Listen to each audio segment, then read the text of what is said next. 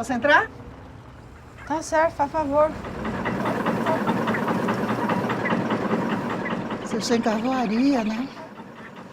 Então, talvez eu tenha uma proposta para vocês.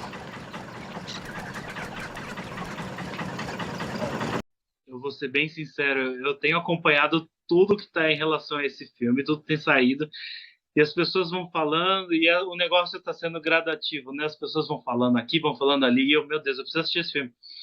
Quando a Paula me falou da oportunidade de conversar com você, e aí eu assisti ao filme, eu pensei, meu Deus, que é isso? Que sacada, que construção, que Ai, personagem e assim, parabéns. Antes de qualquer pergunta, eu tenho que te falar parabéns, porque a gente que gosta de cinema, né? A gente que gosta de história, a gente sente tanta falta disso e a gente não sabe até encontrar, né? A gente não sabe que a gente sente falta dessa autenticidade de uma história até encontrar. Então eu precisava te falar isso porque eu fiquei realmente tocado com esse filme. Que personagens maravilhosos, que bem escrito. E que obrigada bem. demais. E aí Obrigada agora, eu queria saber, Carolina, não tem como não começar com essa pergunta, né? De onde veio o projeto e quais foram as suas referências? Bom, primeiro, obrigada demais por ter falado isso. Muito feliz, fiquei emocionada aí com a sua introdução e muito feliz que você gostou do filme, que te tocou de alguma maneira. E isso é muito importante para mim. Obrigada mesmo, viu? Imagina. Olha, eu cresci no interior de São Paulo. E crescer no interior de São Paulo é algo que te atinge de alguma maneira, assim, né? Que te influencia, porque é muito conservador e você começa a perceber muito cedo essa questão das performances sociais, assim, né? Tipo, super conservadoras e os papéis, né? Essa performance do que pode ser público e do que é privado, né? Que nem sempre corresponde à mesma coisa. Então, era muito comum, né? Os casais, e aí o marido tinha casa, tinha outra família, aí não sei quem era gay, não podia, e aí na frente de todo mundo era uma outra coisa. E também um monitoramento, assim, da vida alheia muito bizarro, né? E valores também, né? Ah, o cara brigou com o cara, deu porrada, beleza, mas ser gay, nossa, não pode de jeito nenhum. Então, tem umas coisas assim que sempre me deixaram muito aflita, né, durante o meu crescimento em relação a esse conservadorismo do interior. E eu acho que nos últimos anos no Brasil, a gente sabe, né, isso tem escalado assim exponencialmente, né? Então, essas instituições da tradicional família brasileira, né, da igreja, do Deus acima de tudo, não sei o quê, que é, né, uma ficção para justificar claramente algo feito em benefício próprio e você usa uma falácia, e isso tudo acho que foi meio que fomentando assim o roteiro do filme, sabe?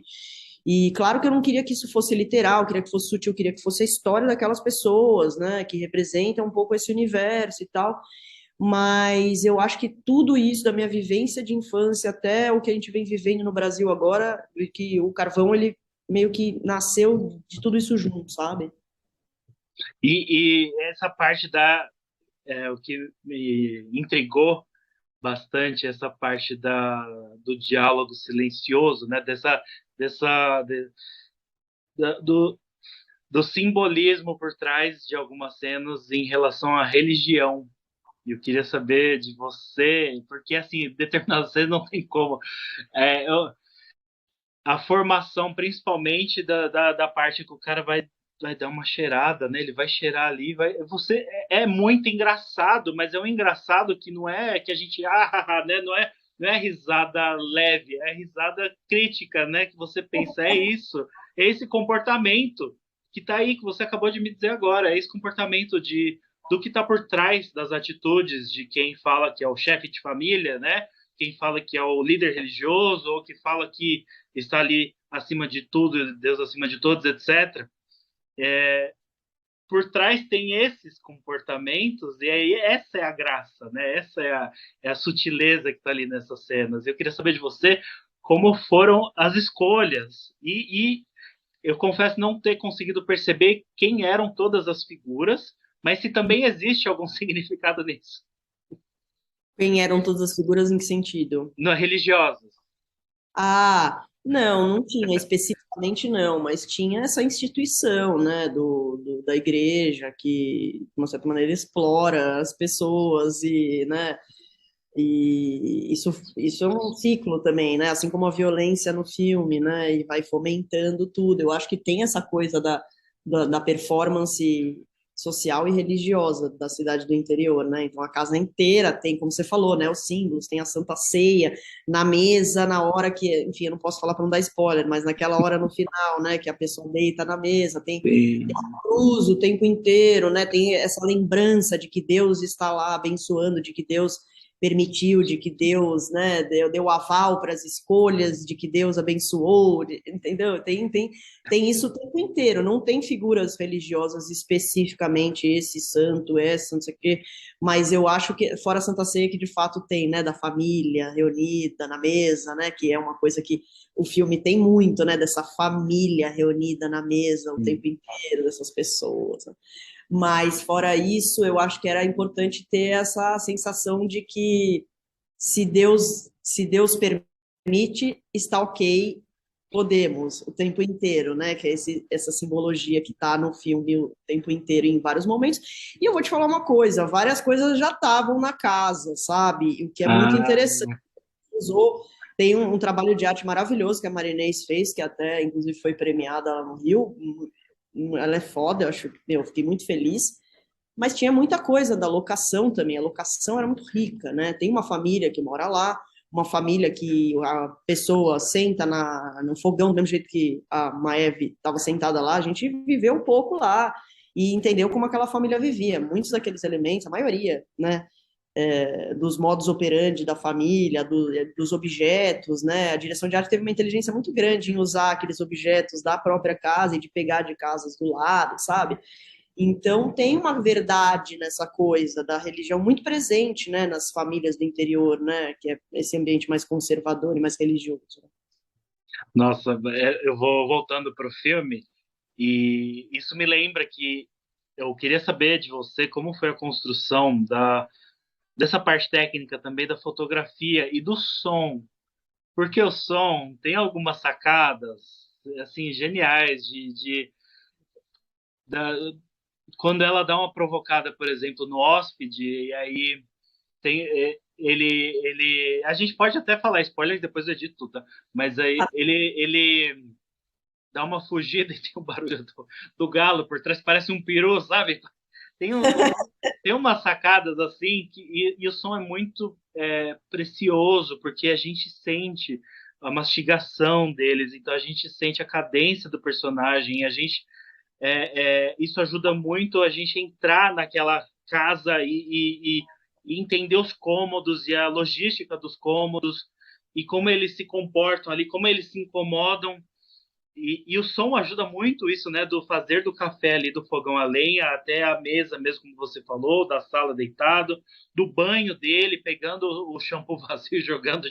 Tudo isso colabora muito. Eu queria saber de você como foi essa construção, porque isso diz muito, literalmente, sobre o filme. Sim. Não, eu acho que som é o perfeito materialização do sentir o filme, né? Porque, claro, a fotografia, todo o resto, você está sentindo o filme também, a atuação, mas você está vendo, né? O som, você está sentindo o filme, as passagens, o que está acontecendo, é um negócio que é, de uma certa maneira, inconsciente, né? Que acaba entrando lá. Então, eu optei por não ter música durante o filme, né? Tem, assim, tem música diegética, só não tem trilha o filme, né? Porque o interior, eu preferi deixar a trilha do interior, que você tá no campo, é bicho, é não sei o quê, é o passarinho, é muito interessante, assim, né? E de uma certa forma é bucólico, e eu achei que podia ser um contraponto interessante com tudo o que acontece no filme, né?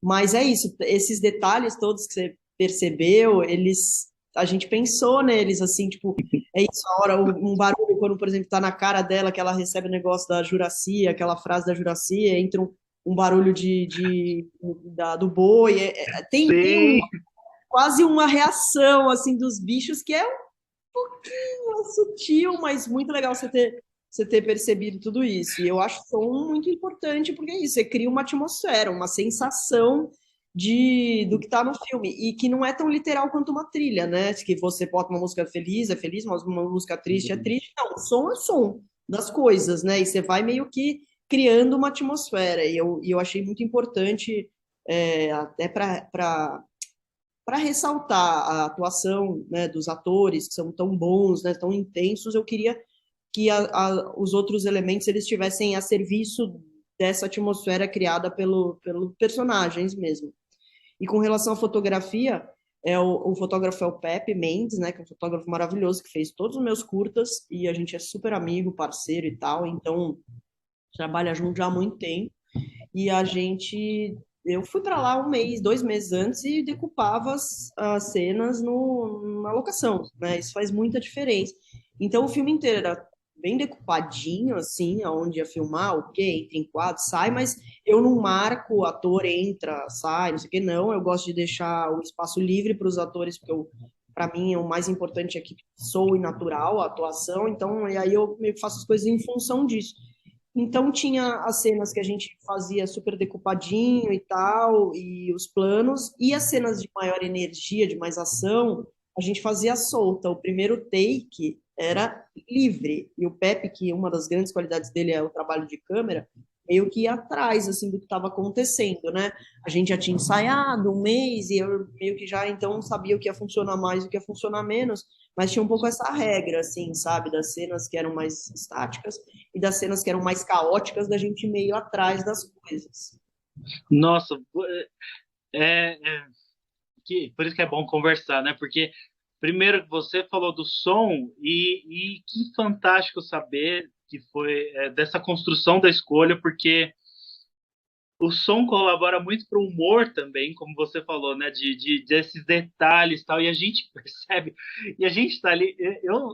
Eu ria muito, mas eu ria tenso, porque o som é aquilo, né? É o diegético. Você tá ali acontecendo, você fica pensando, gente, mas não é para eu rir nesse momento. Só que aí você entende o porquê que você tá rindo nesse momento, e aí você entende a sacanagem, entre aspas, que tá acontecendo com o personagem. E que maravilhoso saber dessa escolha, porque realmente a minha família veio inteira do interior, de algumas cidades de São Paulo, e tive a oportunidade de conhecer, e é outra coisa, né? É outra experiência de vivência, não é o ritmo, não é nem questão de ser de velocidade, não é esse é o ponto, é outro ritmo e ponto, né? É outra percepção de vida, né? Outra percepção de tarefas do dia a dia, etc., que a gente vê no filme isso. Total. Em relação à fotografia, isso também me ajudou a ficar tenso, porque a gente sente essa fluidez dos personagens. E aí a gente fica pensando, mas esse personagem, eles estão muito espontâneos, sabe? Esse negócio de estar muito natural, isso vai dar merda, sabe? De que vai acontecer alguma coisa, e o que acontece a gente não espera, não tem como.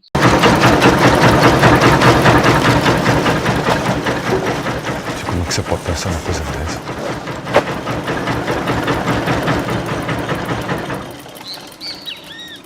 Mas mozo no. ¿Te dijeron que ibas a compartir el cuarto conmigo? ¿Qué?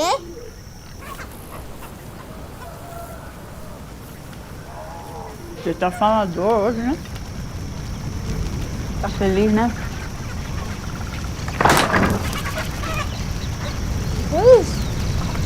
Essa bomba vai explodir.